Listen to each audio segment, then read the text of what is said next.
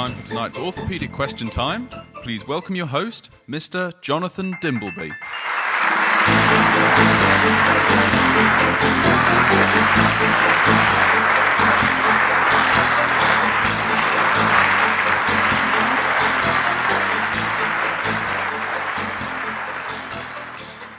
Good evening.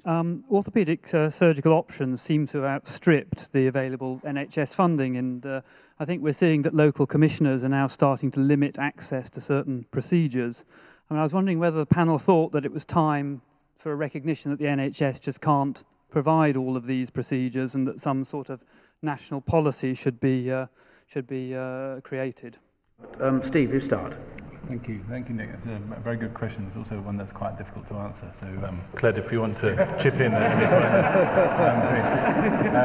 I think we all know that a lot of orthopaedic procedures are amongst the most effective operations that we do in terms of improving people's quality of life. And although the conditions that we see are often not life-threatening, they can make a very big difference to the patient's overall well-being.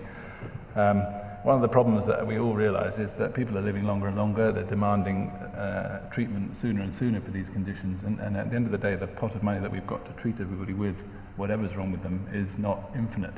So at some point, I think there will be a need to realise that things have got to change.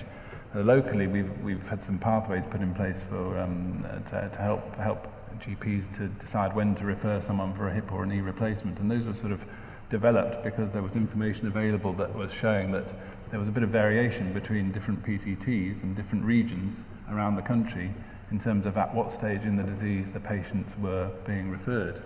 At a local level now, what's been put in place is a sort of an attempt to, it could be seen as rationing, hip and knee replacements, I suppose, but it's an attempt to try and manage the budget in a sustainable way at the same time as treating the people who really need the operations as, when they're as healthy as possible. So the pathway sort of improves the idea is it's going to improve their overall health before they come to have a hip or a knee replacement, and by the time they are referred, they'll know whether they really want one or whether they could wait for a while before having one.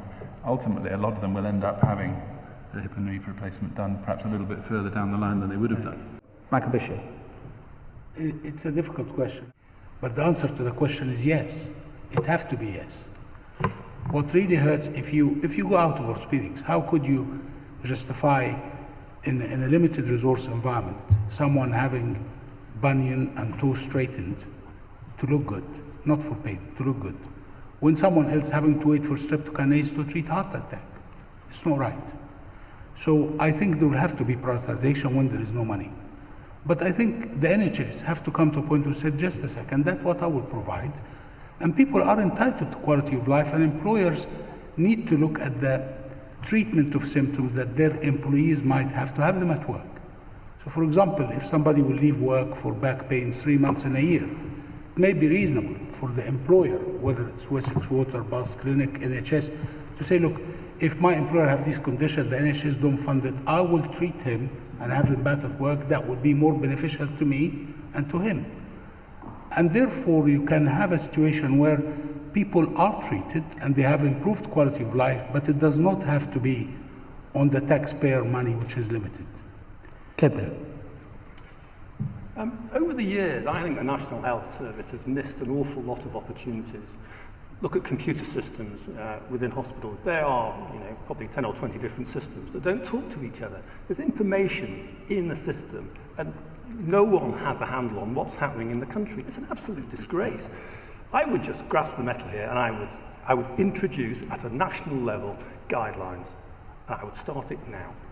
Simple. You have a committee that works together from all vested interests or interested parties to produce the guidelines and make it national. I wouldn't mess around anymore. Harvey. So I think rationalisation will come. I feel somewhat uncomfortable about it. But effectively, I think, you will come down that you can't have an operation, you don't fit the criteria, and we will leave you as you are. And I think that will come. Ashok. Well, I think you can't just take orthopaedics here. I think you've got to look at the whole service delivery of the NHS. We talked about knee replacement early on in some patients, still giving them good quality of life. Yeah, we're prepared to spend, say, £10,000–15,000 a year in prolonging a cancer patient's survival by a few months. And the government's actually created an extra budget, for a cancer budget of £200 million.